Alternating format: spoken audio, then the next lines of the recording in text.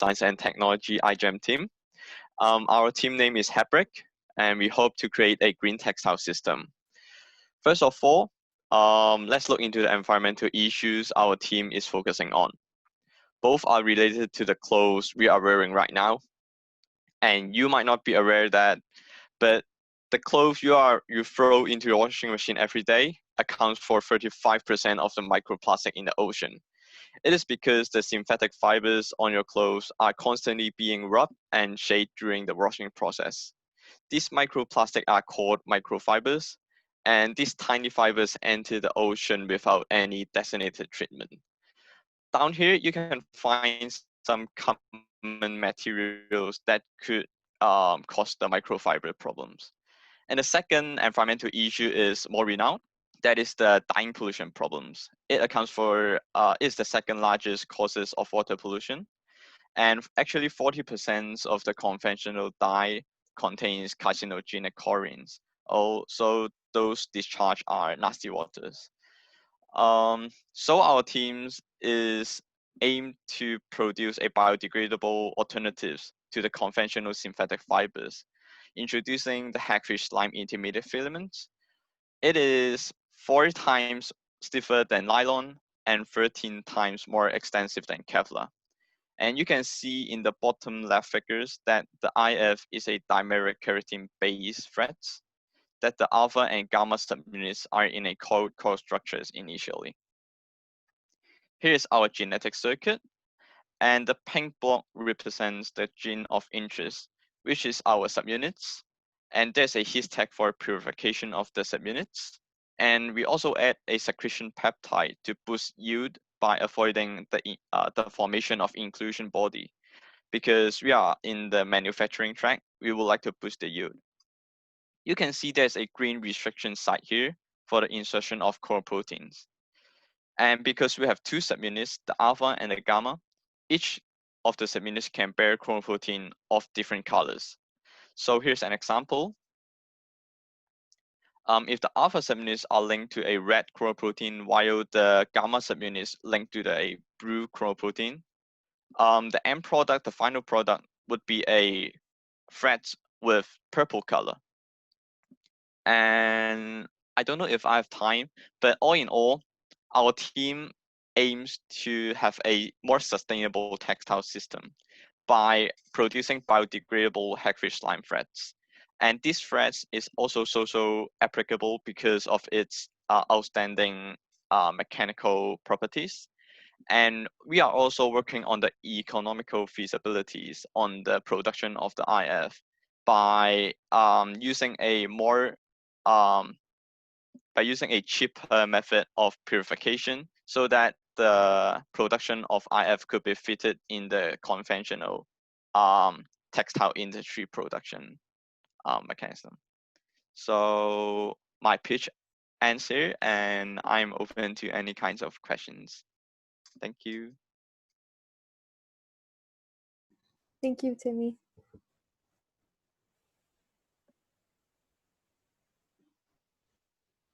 Yeah, any kinds of question would work.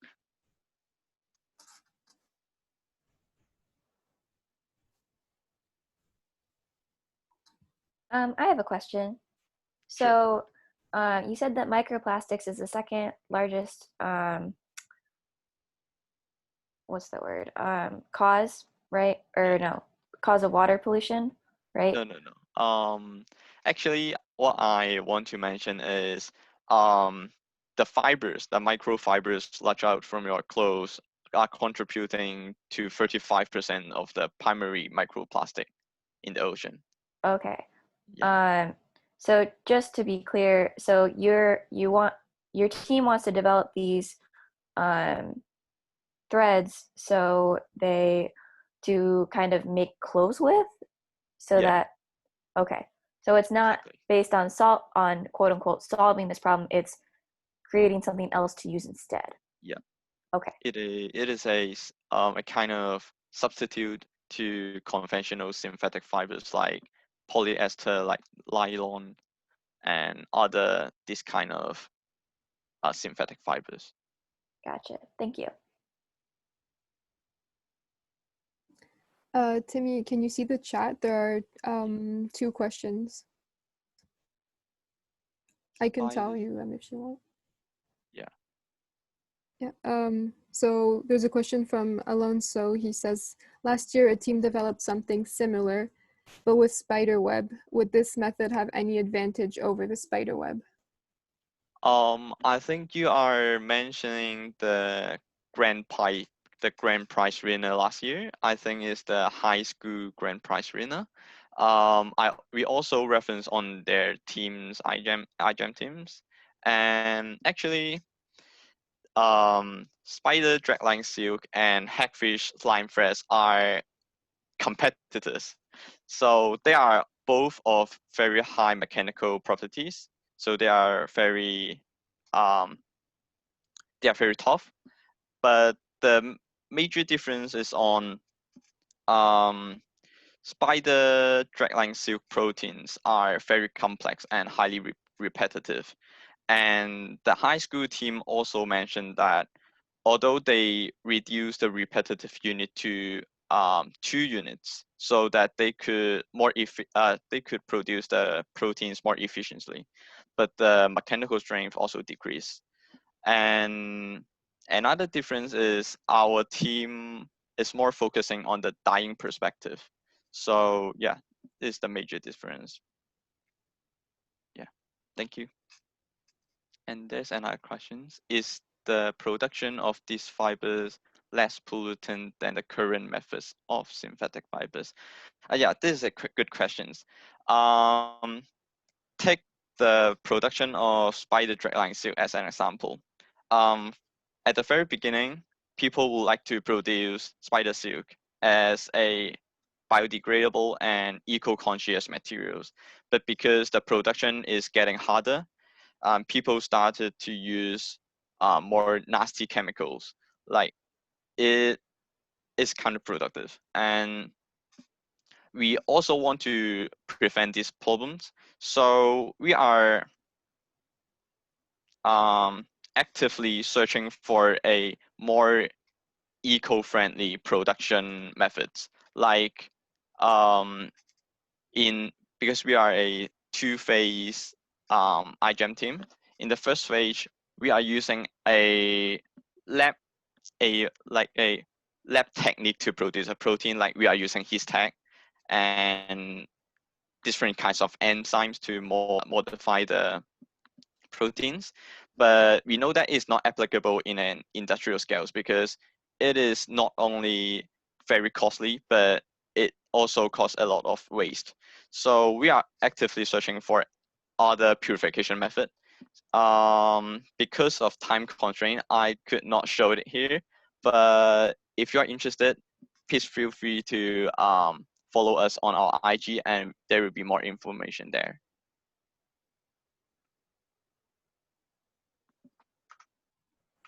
Okay, well, thank you, Timmy, for going up first. You did a great job. Thank you very much.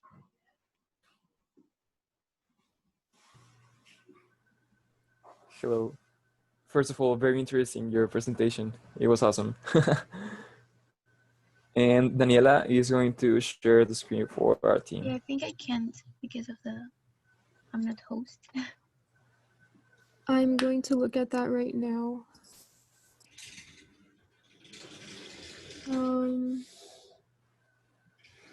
Okay, I ticked it, so it should be working.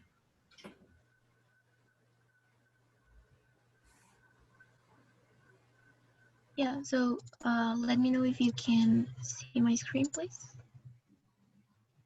Yeah, it's charging. Okay, well, let's start. So hello, my name is Alonso and I'm on with Julissa. We're part of team FCB-UANL from Monterrey, Mexico. Next one, please. We want to fight wildfires because ecosystems are being threatened, as you can see in the numbers at the top of the presentation. But the current methods to fight fires are pollutant to the environment because of a group of molecules called fluorosurfactants that have these 4 main characteristics. Next one. So we decided to produce a firefighting foam that will help fight wildfires without damaging the environment and the species involved. Our foam will have 4 main components. foamy and stabilizer agents from a local frog species, and some components from Bacillus subtilis. Next. Okay, now we know in the social impact is very important, not only for an iGEM project, but for any scientific project. So first of all, we have been taking account the social perspective to complement our project. And there we developed these activities, and you can see in this slide. And some of these things are the rules that regulate our project for a GMO product and has a product with an ecological application. And some stakeholders have been an important part of this, getting us and giving us a feedback and help us to move forward during these months. As a response to the feedback, we have made some video and an animated character called Dana Larana, which means Dana the Frog. And we are trying to raise awareness about the psychological problem that from during and after beginning a fire. Next one, please. Okay, last but not least, in order to make our project a real thing, we decided to sing up some entrepreneurship competition, and that is the way we're working with a validation, planning our business model, scalability, and incubation. We want to give a huge shout out to everyone that has helped us throughout these months, and also thank you for this opportunity and for everyone that's being here with us today. Thank you. Thank you for your pitch. Does anyone has any questions? Yeah, hi. So the foam is produced by an enzyme early in the frog. I'm not sure I understood. Yeah, we just that we explained it super fast, but trying to make like an abstract of it. We got inspired by a nest that a local frog species produces in nature. So they produce like this foam, and they put their eggs in there until they grow. So we decided to take that idea, and we searched for the genes and all that stuff. And we found out that there are like 6 or 7 genes called ranaspumin that are in charge of producing that foam. So we took that genes, and we're gonna express them in E. coli. And have you had the labs yet? No, not yet. We don't have access to the lab until maybe December or January. Okay, so yeah, so you need 2 years. Oh yeah. Sorry, I thought you asked if we had access to the lab. Sorry. Yeah. No, but like it was 2 different questions. No worry. Okay.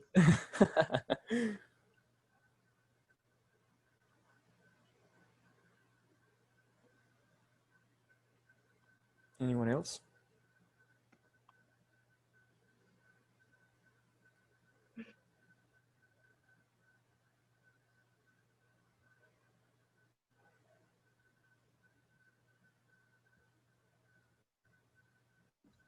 I have a question, but it's not about your pitch. Okay. Since you are doing iGEM, like you're doing the 2-year process, are you going to be recruiting new members next year? Like, how does it work? We don't really know for sure. I mean, we would like to invite all the people that is already part of the team to be with us for another year, but it also depends on them, because working for a year is a thing, but working for 2 years, it's something completely different. But what we've seen until now is that people from our team is very interested in this, and they want to make it something real, not just a project. I mean, there's also this part of entrepreneurship that we're working on, because we don't want to just make an idea and stay there. We want to make this real. So I think they will stay. Okay, thank you. Yep. Sorry, I come back to your subject if I can. How does it works concretely, the enzyme to the fire? What is the... Okay, so ranasphimins are proteins in this case that will not have an activity, but what they do is that they cancel the oxygen supplementation. I don't know if that word will be correct, but yeah, it cuts down the oxygen, and that is one of the main components of a fire. Fire has 3 main components: oxygen, heat, and something that can burn. So with this foam, you will cut down two aspects, oxygen, and you will reduce the temperature. So that's how the foam will work. That's why we also have some stabilizers like a biofilm and the things that we saw that we're going to express on Bacillus subtilis, because in the mixture of those two, we're going to make that, we're going to be able to make a foam that will resist the environment in order to cut down these two sources of a fire. Okay, thank you. I love this Yeah. idea. It's very Thank you. interesting. So I have another question. Do you know how you're going to try to, well, the molecules are going to be excreted by the bacteria, and then when it's out, it will become foam, or is it already? Yeah, there's a certain like protocol to produce foam. Normal or well, usual foams work like you have a concentrate and you have to mix it with water and air in order to produce a foam. So you have two liquids, you mix them up, and when you add air, it produces foam. In this case, we're gonna have our concentrate will be the excreted proteins from E. coli and Bacillus subtilis in the medium, and then we still have to think about that how it will work. But that's why we're getting in touch with some firefighters and some companies over here in Mexico, and in order to know how we can mix all this stuff in order to actually produce foam. But yeah, it should be a mixture between the medium and some air. It's very, very cool.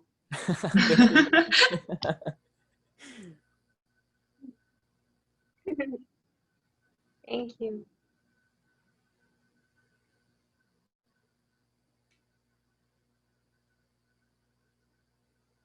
Someone else?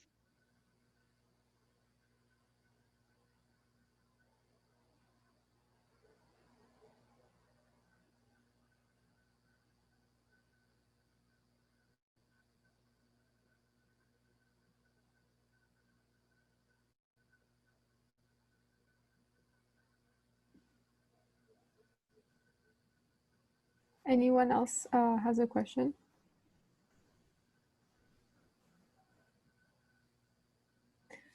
Okay. Well, I guess they can contact you if they have other questions. Yeah, please feel free to contact us. We're gonna leave our social media in the chat if there's any question. So thank you. Thank you. Great pitch, guys. Thanks. So up next is IISER Tirupati. Oh yeah, hi Hello? guys.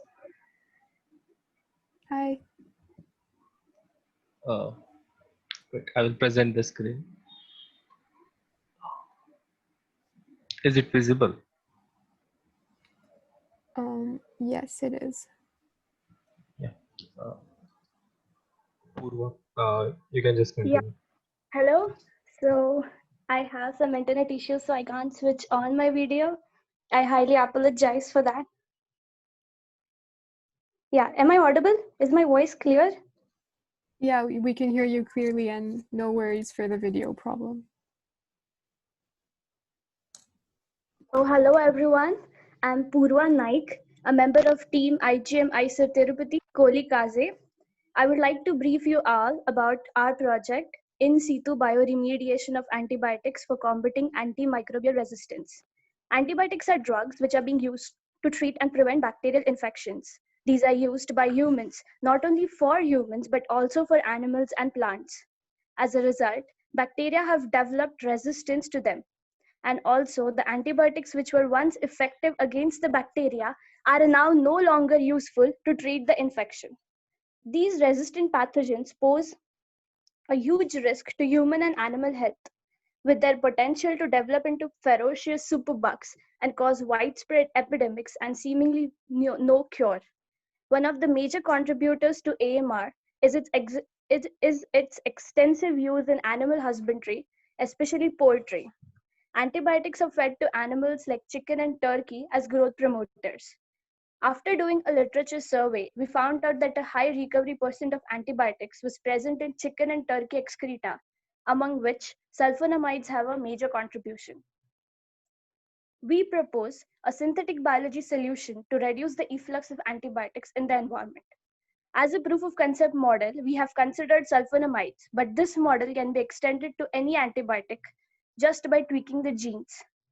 Module 1 consists of a double gene system, SAL-X and SAL-R, which would degrade sulfonamides in 2 consecutive steps. We have emphasized on 2 genes cloned in 2 plasmids, as that would reduce the chances of transfer of DNA from one bacteria to other by transduction to a great extent. We also plan to clone antiviral proteins.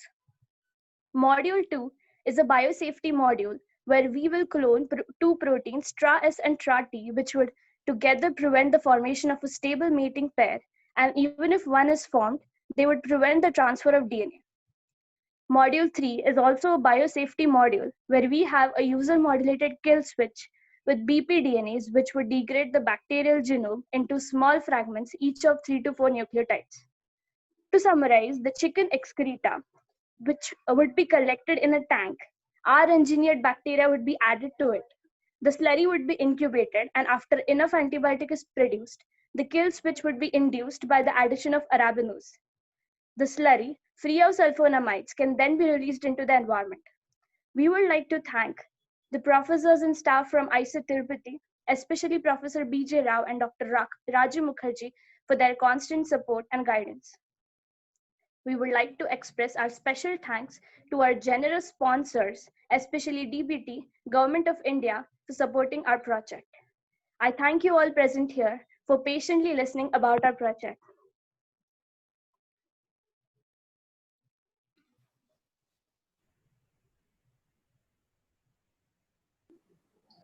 Hello? Yeah, so I guess we are up for questions.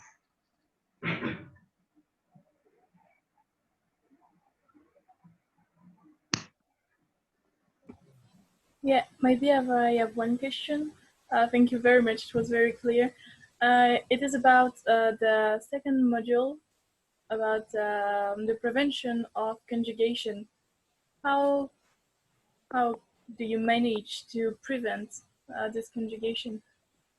So actually this TRA-T and TRA-S are surface exclusion proteins, which are prominently expressed in F+ plasmid. So what exactly TRA-T does is it's avoid the formation of conjugal tube, whereas TRA-S avoid the transfer of DNA through this tube, even if the tube is formed.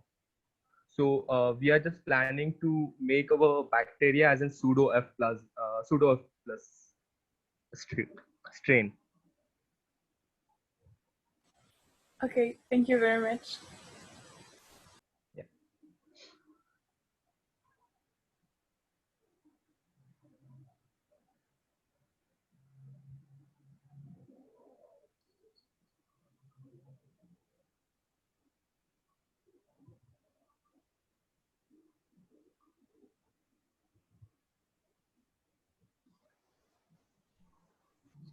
Does anyone else have any questions? I know that Yonis doesn't have any because we're collaborating with your team, so we kind of know your project by heart. Yeah.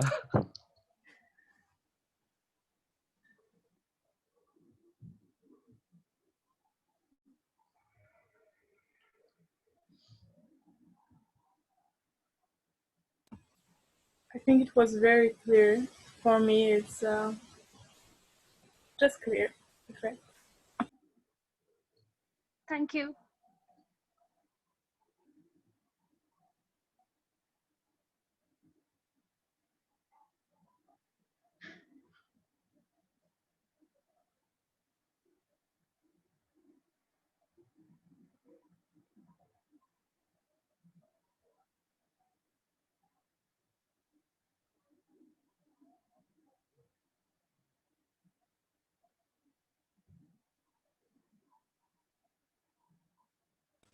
Oh, yes, maybe one, of course. Did you manage to concretize to the manual aspects the last diagram that you show with all the cycle from the chicken and did you, I don't know if it's clear, have you realized an entire cycle and did the work from the top to the end? Did you manage to this? No, actually, we are still working on it. Like it's almost in progress. So probably during our next pitch, we would be with a perfect answer for this. Okay, I hope. Yeah.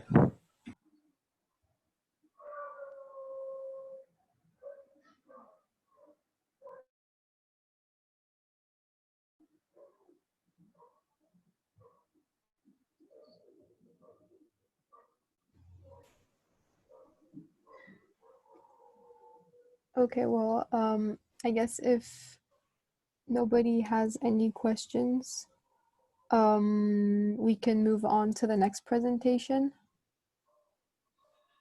So it's Alma. Hi, I'll be the one presenting for us. I'm gonna share my screen now, hopefully.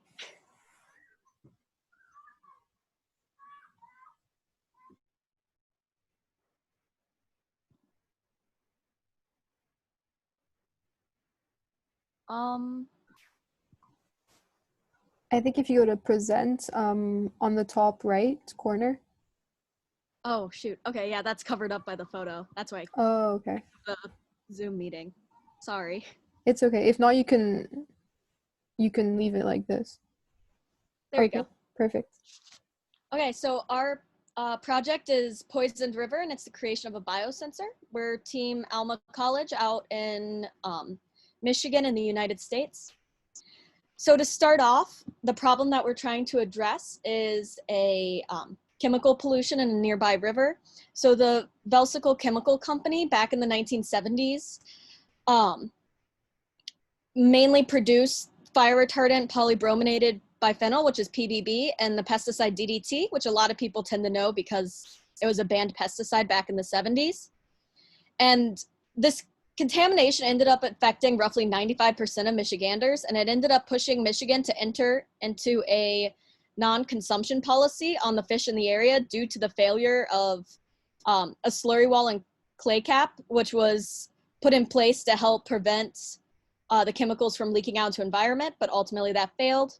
So all the PBB and DDT ended up leaking into the soil and then into the riverbeds, and then it got into the drinking water, which was a big issue.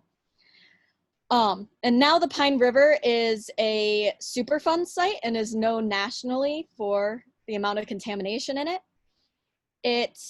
There is a ton of research being done on it, however, which our team is lucky for because a lot of the people that are doing research are in our town and are in our college. So we've been communicating a lot with the leading experts on this. And however, even with all this research being done, a lot of the future health implications still aren't known currently, but it is suspected to be highly carcinogenic. And then we can look at the environmental implications, which is birds having softer eggs, the inability for animals in the area to reproduce, and a lot less birds are being observed in the local areas. And some of the people that live in the area have also reported birds falling out of the sky due to the amount of pollution from the consumption of it. So our solution is a two-phase project. Phase one is developing a biosensor, and for the biosensor, we want this because the current ways to solve the issue is carbon sequestration and riverbed dredging, and neither one of those is working very well for our problem. And then also, there's no current universally accepted method for degrading DDT and metabolites. And the main issue we're running into at the moment is the fact that DDT is actually being degraded into DDE, which is even more harmful than DDT. So we need to get on cleaning this river as quickly as we can. so that it doesn't create a worse problem. So we're starting off with a biosensor to be able to detect the levels of pollution in the river as we go down the bed so that we can figure out the sites that need to be focused on the most when it comes to cleanup. So for our biosensor, first we have a estrogen receptor, and then we also have, estrogen's going to bind, or DDT or metabolite complex is going to bind to the estrogen receptor, which then will block the transcription of TET, or the TET repressor, which is connected to our lac promoter. And then once the TET promoter is uninhibited, it'll produce RFP so that we'll be able to have an on-site way to be able to tell all of the pollution, the amount of pollution in the area. And then ideally, if there is no DDT detected, the RFP won't be triggered in the end, so we will not see the red fluorescence. But if there is estrogen or DDT detected, then we will be able to see that. And then it'll just be an easy way for people in field to be able to test it themselves and to make it accessible for everybody, because it will be cheaper and faster than the current analytical methodology, which is a chemical wash and then the use of mass spectrometer, which is obviously not as accessible for farmers and stuff to use in the fields, because a lot of our project is dealing with the farmers in the area and how this is affecting them. And then after that, we're going to be working, next year, we're going to be working on a pathway for DDT degradation, so that after we've determined where the pollution is in certain areas, we can come back and clean up those areas to hopefully help improve the environment of our community. Thank you so much. Do you guys have any questions? Yes, hi, I do have one. So you're gonna start by testing in like little samples of water, I assume. Like if you eventually try to start to do the test in the rivers, aren't they going to be people who don't like that, since it's gonna be red in the river? Maybe they're gonna think it's even worse than just the pollution right now in the river. Oh yeah, that would be a big problem. Our plan is to make a closed pathway. So it's going to be in a, like in a smaller system, so that we're putting the water from the river into our biosensor instead of putting our biosensor into the water. Yeah, okay. And have you already started to think about the grading pathway for DDT, or not yet? We haven't fully gone to that yet. That's next on our plate. Okay.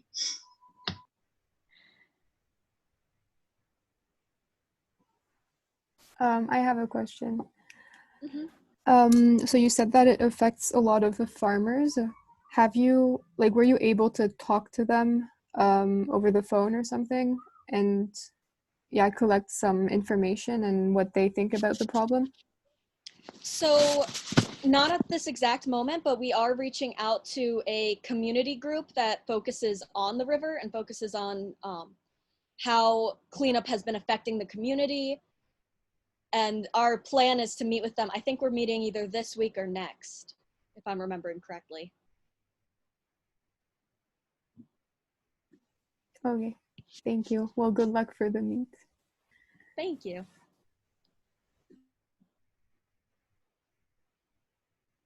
I have another question. Do you plan to test some samples from many rivers or only one area? So, sorry, could you please repeat that? Yes. Since you are going to analyze some samples from different maybe rivers, do you plan to measure only one area or many areas to compare the level of DDT or like this? Oh, yes. So we're going to be going along the riverbed because it's a quite long river, and we will be choosing multiple samples from areas that is known for having high levels of DDT on average, and levels that are in areas that are known for having low levels of DDT. And then we'll be moving along to see if we can discover like any new areas that haven't been able to get tested because of the costs.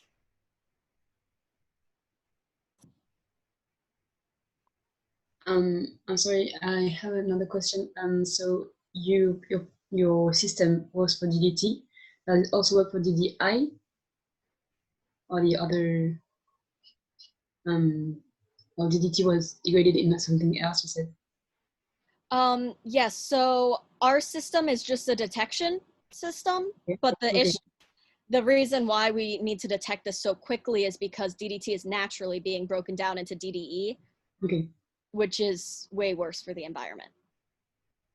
Okay. So at the moment, we're just working on detection, and then we're going to find a different degradation pathway for DDT that doesn't involve DDE, hopefully. Yeah.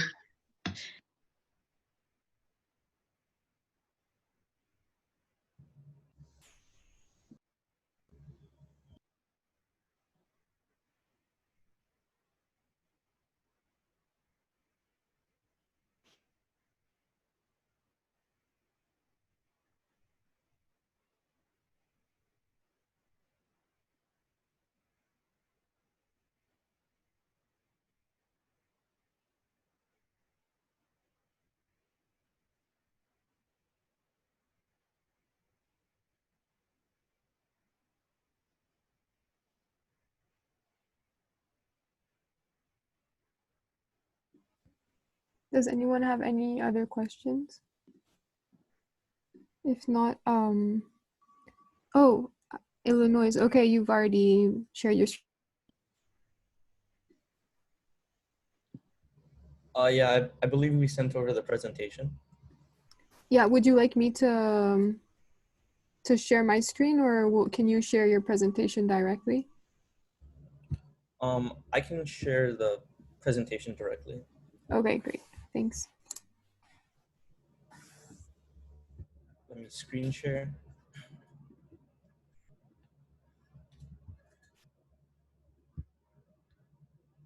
Can you guys see my screen?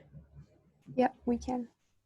The project is Viralizer, and we are currently on the software track. Also, only 2 of our members could be here today because of the time zone difference, but who we are a UIUC's iGEM team, and these are our 6 members, and my name is Royal. And yeah, you want to introduce yourself? Sure, yeah. I'm a sophomore in bioengineering. And I'm a sophomore in biochem, and this is a team picture.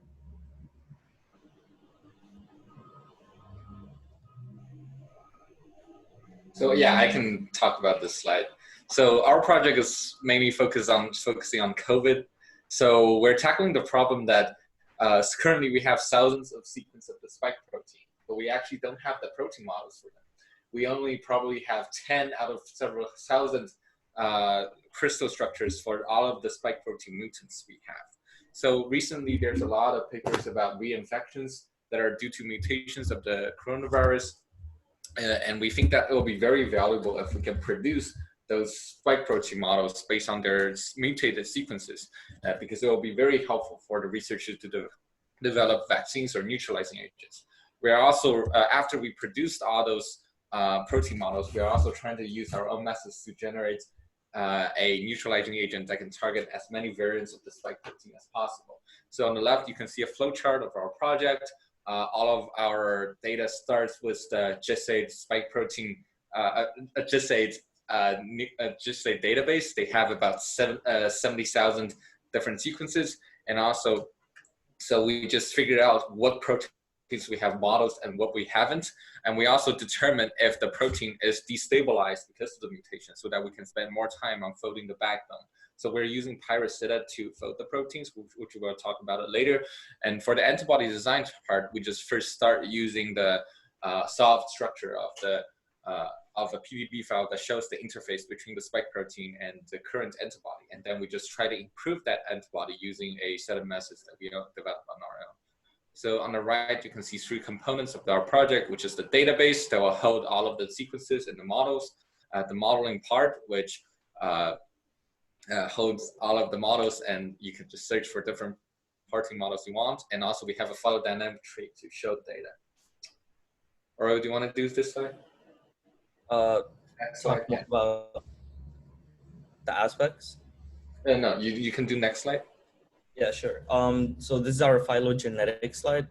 On the left-hand side, you can see an embedded viewer in our website of different protein structures. And we plan on showing, we're currently showing point mutations of the spike protein data.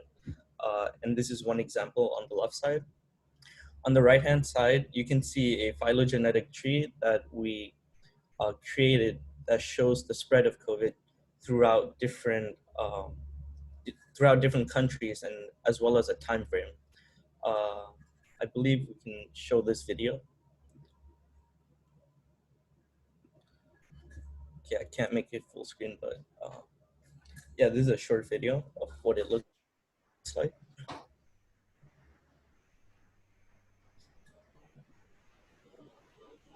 Okay, yeah, I think we can go to the next slide. Yeah, so yeah, another very big aspect of the project is, of course, modeling. So on the top left, what you see is a color-coded protein model with the colors representing the frequency of the mutation. So you can really see that. So the red color is the mutations that happen less than 10 times. Green is the mutation that happened less than 100 times. Blues are the locations with mutation less than 1,000 times.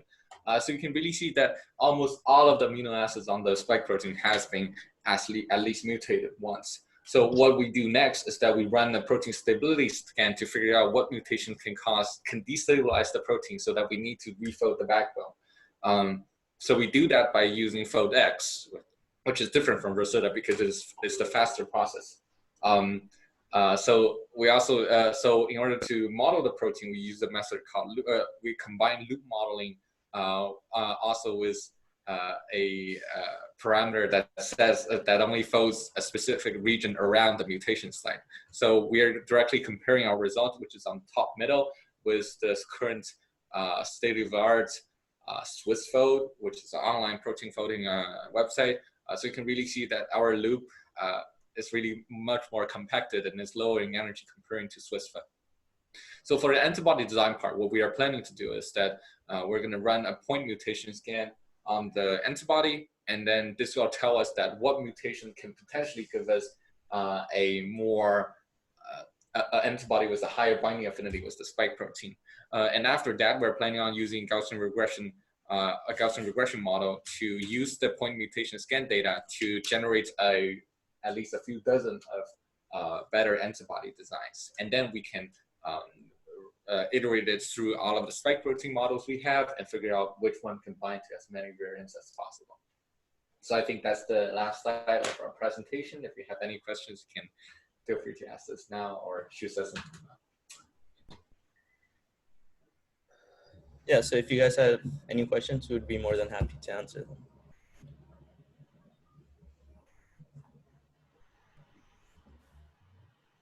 Yeah, I have a question. So your project is very like in the bioinformatics sector. So I was wondering if you constituted your team before doing this project, or you just all liked bioinformatics and that's why you decided on it?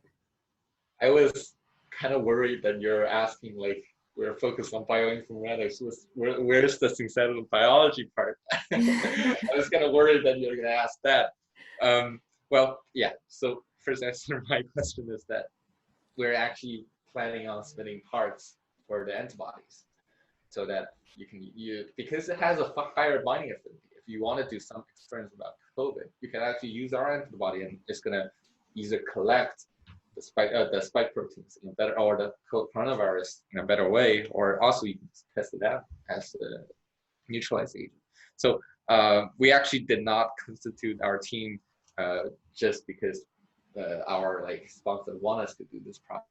So because we're not allowed to go back to the lab, so we're just focusing on doing a software project. So we came out this project when we were brainstorming, but yeah, we used a ton of open source tools So it really saves us a lot of time, but it requires all of the members to just do a different set of things at one time. It's very hard to corroborate, but we had some successes right now. So yeah. Okay, thank you for your answer. Yeah, thank you. So are you for your track? Did you choose information processing, or are you choosing another one? Yeah, can you repeat your question? Sorry. For your track, are you choosing information processing or another one? We went with software track because early on we couldn't access the wet lab, and so we decided software track was something we could all do remotely, and yeah. Okay, thank you.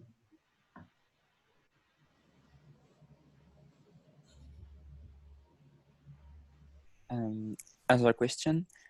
So you were talking about antibodies. Do you think you will be able to produce some, or? Yeah, so we couldn't get back to the wet lab even right now. Maybe we can ask other labs to, or like commercial. Yeah, maybe we can do it commercially. Maybe we can give them the sequence and let them do a binding affinity test or something. But we cannot get back to our own school's lab right now or before. So that's very unfortunate. I have a second question. So you are listing all the mutation of the spike protein. Yeah. And do you think there is any way to make an algorithm that maybe be able to tell if there is any like level of mutation that there is like a threshold for significant mutation level? Yeah, that's actually what we have already done. So what we do is that we just iterate through every amino acid position, and then we iterate through all of the amino acid table, and then we just do a fast mutation scan and figure out like if that's gonna decrease its stability, and if that mutation is gonna decrease the stability or not, we will just do like fold the backbone around that region specifically. And if the protein is pretty stable even after that mutation, so we'll just only change the amino acid and do a rotamer fold. Yeah, so that's the case. So like if it's stable, we're just not gonna fold the backbone. So that's the case. Then if it is a good antibody design, we plan on storing the best 100. I think we're talking about spike protein. What were you saying? I think he's asking about spike protein, not antibody. Oh, my bad. It's fine.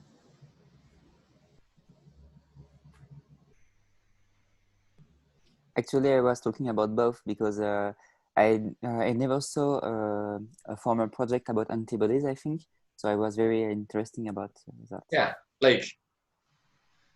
so it is very, so like we're actually trying to like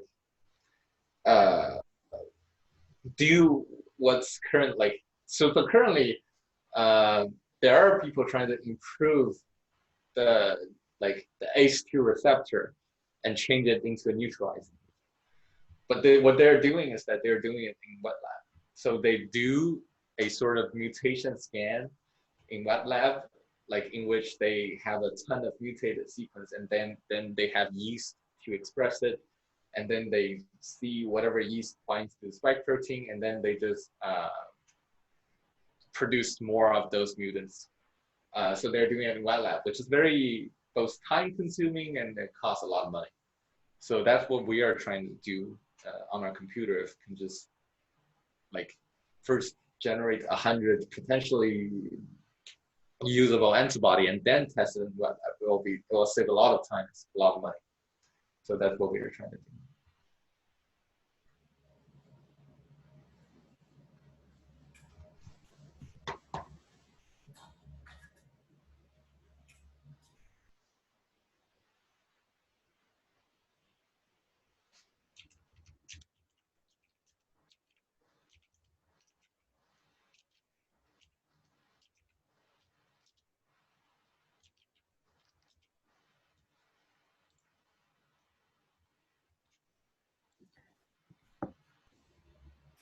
Okay, well, thank you so much for presenting your project.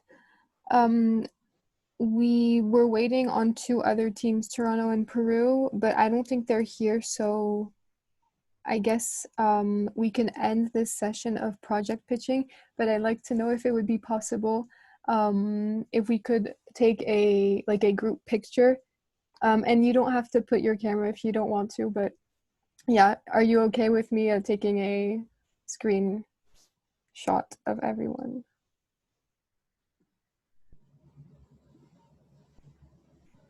Okay, so I'll be taking it in like 10 seconds.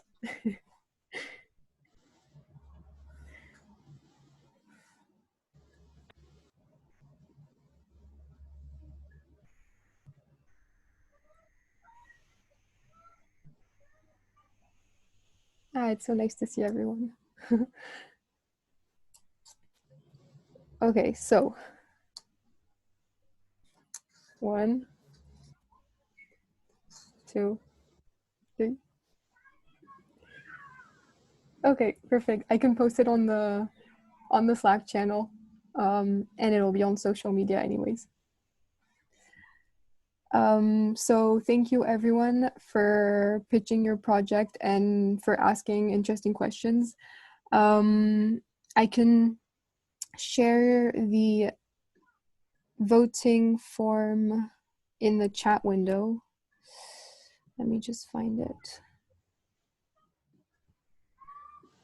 I'll also be sharing it in the Slack channel.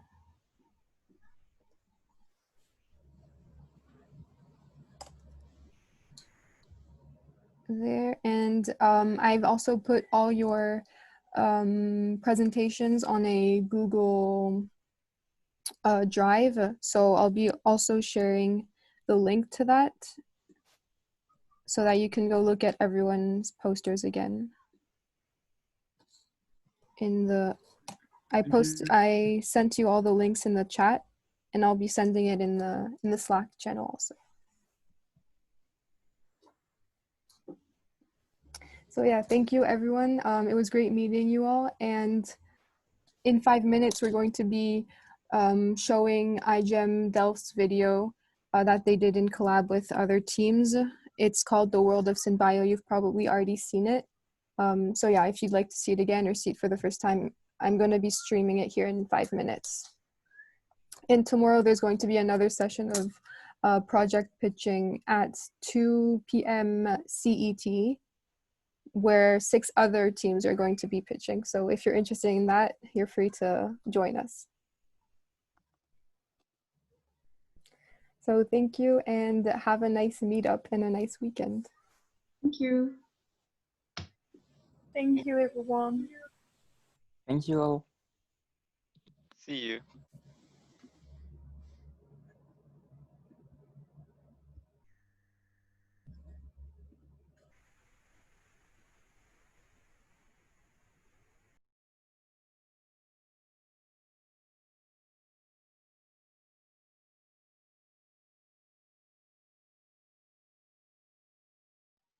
Coucou Delphine. Salut. Ils étaient trop cool ces pitchs. Ouais. Ouais, c'était vraiment bien.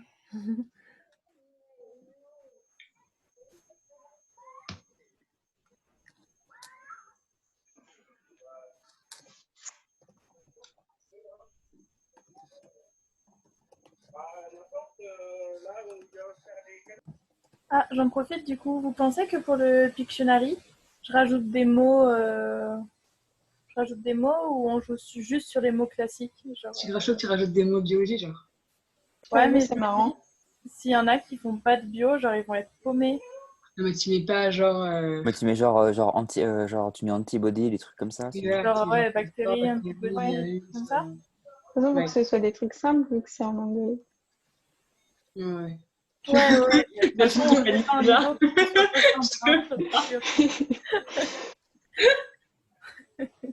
Non, je vais pas sortir un truc dégueulasse. Mais... Tu me diras, le prof d'anglais, il connaissait pas gamète. J'ai dû lui expliquer ce que je voulais dire quand j'ai écrit gamète dans mon truc.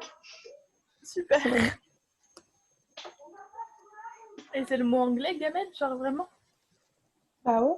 Genre, il a pas trouvé un autre mot, genre il t'a pas dit ah, on appelle ça comme ça aussi ou quoi? Ben non, il était en mode j'ai jamais vu ce mot-là. Allô? C'était en mode, Allô? Excusez-moi les filles de vous déranger. En fait, je suis celle qui doit pratiquer la session yoga à 17h15. Et en fait, je voulais savoir, c'est genre je me connecte comme ça directement ou j'ai une petite introduction Est-ce que tu es dans le West Room aussi? East, tu es ici? Oui, je suis ici. Ok. Bah là, je vais juste montrer une vidéo d'une autre équipe et puis j'imagine que trop stylé, t'es dehors. Ouais, bah, c'est quoi? J'ai carrément pris ma copine pour m'aider. Alors, j'ai donné à iGEM. Hein. Là, pour le coup, j'ai donné. Tu vois, mon dos, il est pas à l'aise. Je suis sur le sol. Bah, je donne vraiment. Puis j'espère que vous participerez au cours parce qu'il est un petit peu intéressant. Je vais donner des exos sur le cou, vu qu'en fait, à cause du Covid, je pense beaucoup font du télétravail. Donc, pour détendre un petit peu le cou, le dos, et regardez la vue, quoi. J'ai quand même le lac à côté de moi. trop bien. C'est où? Là, je suis au lac de Viry-Châtillon. Je fais du chemin. Donc, je me connecte quoi à 10, c'est ça à peu près?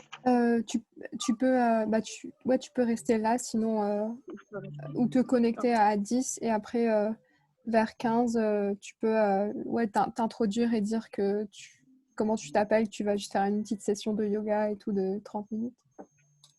D'accord, 30 minutes. Et en anglais, bien sûr. Oui. Génial, je vous adore, merci, c'est un cadeau. Écoutez les filles, bon courage, à tout à l'heure. Merci d'ailleurs pour... question, est-ce qu'on m'entend bien? Est-ce qu'on entend bien la musique? Est-ce qu'il n'y a pas trop de... Musique, on pas n'entend très pas du fort. tout la musique? Non, que toi. Non. Pas trop. La musique, il y a un peu une latence derrière, on n'entend pas trop. Ouais. D'accord. Ok. C'est Là, mieux, on là. entend un petit peu mieux. Ouais. J'avais pas augmenté le volume. Parfait. Merci. Courage à vous. J'adore.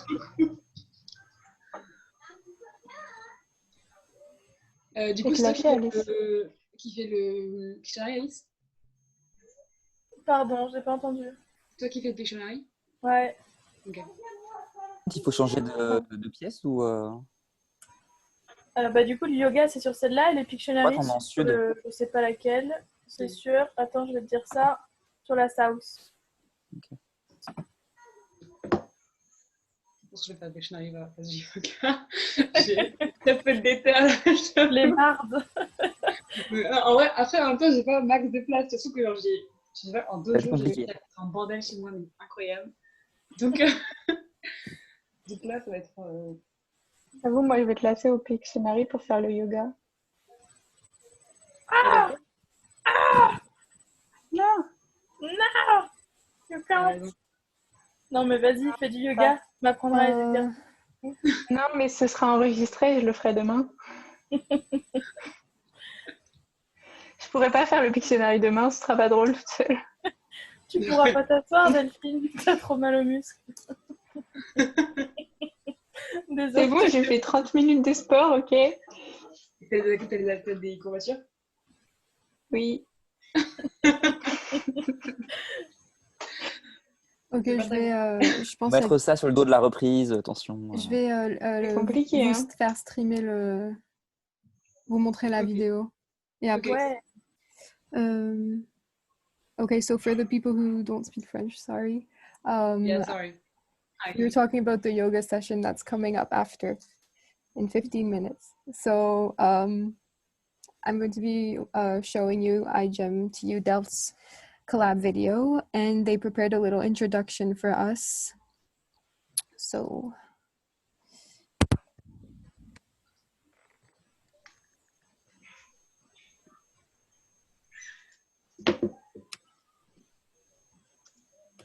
okay.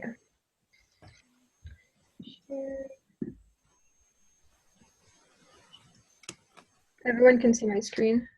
Yeah. And you'll tell me if you don't hear anything. So this is the introduction video, and after I'll show you the video that's on YouTube. Hi, this is TU Delft's iGEM team of 2020. Focus. Part of our goal for this year is to show people from around the world what can be done with synthetic biology and its impacts. For this, we've asked a bunch of iGEM teams to submit a one-liner of the problem they're tackling and the solution with synthetic biology. We then compiled all these videos to show you guys how many minds are working on SynBio and how much contribution is being done by iGEM. I hope you enjoy all the 50 videos that have been submitted. Bye.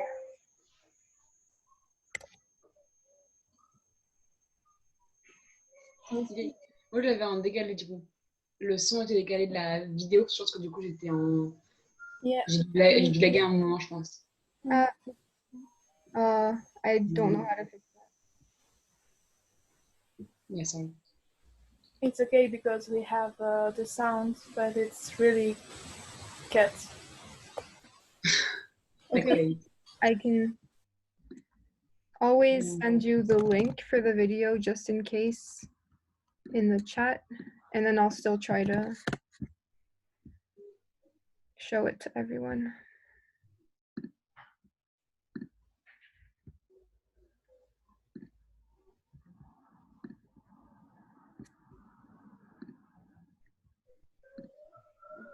Okay, can you all see the black screen? Yeah. Yeah. Let us show you what the world is today. A world of carelessness, pollution, malnutrition due to loss of crops. A world without enough recycling, limited access to clean water, and insufficient diagnostic tools. But we also have a world of passionate people. People that want to make a difference and use the language of DNA to lead. People such as those that make up iGEM, a global community that strives to make an impact through the tools of SynBio.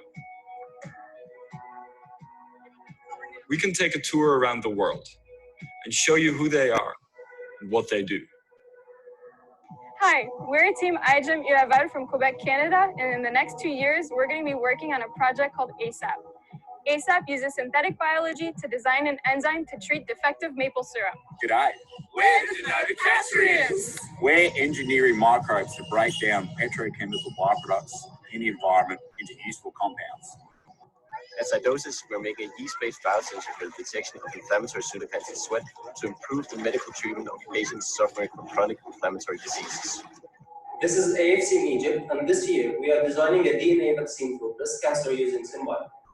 By immobilizing the cases, we are developing the water filter to counter drug residues in wastewater. We'll work towards alleviating vitamin A deficiency by producing a nutritious and edible yeast. With 100% proteins produced by engineered bacteria, we hope to reduce the loss of crops due to frost in the Andes. Every year, 70 million tons of textile waste is produced, and we want to engineer E. coli to help recycle it. We are a group of students from CSMU in Taiwan. And we plan to improve current methods for oral cancer screening. We're researching PFAS and PFOA detection and degradation here at the United States Air Force Academy iGEM team. Hi, I'm from Team MSP Maastricht, and we want to genetically engineer a bacterial pesticide which specifically targets the invasive oak processionary caterpillar. With an engineered biofilm, we will degrade toxic micropollutants in wastewater.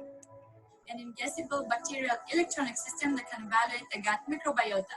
The University of Edinburgh this year is developing a cheap, self-free biosensor for everyone. We're engineering E. coli to produce antibodies and create an inexpensive, non-invasive diagnostic for endometriosis. So we're engineering bacteriophages to detect bacteria in water. And using basic elements of synthetic biology, as a COVID-19 an ingestible bacterial electronic system that can evaluate the gut microbiota. This year is developing a cheap, self-free biosensor for A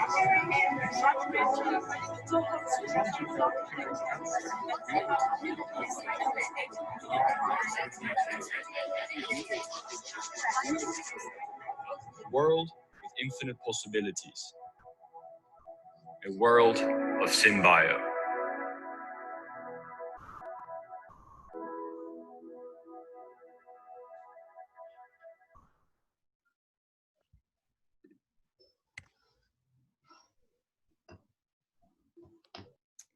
There you go. I really like It's this. so nice. So cool. I find it Yeah. so inspiring.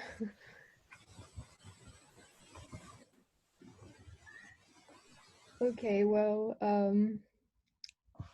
I guess I'll go. I'll probably look at the yoga session but not participate because I'm not great at yoga. Yeah, it's a very nice video. I really, really like it. Like, it's, yeah.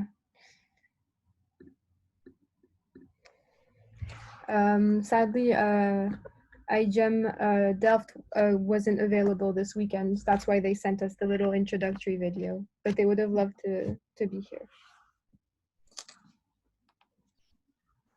Okay. So the Pictionary is on the East room, right? Okay. Yeah, Pictionary on East room. See you. Bye, everyone.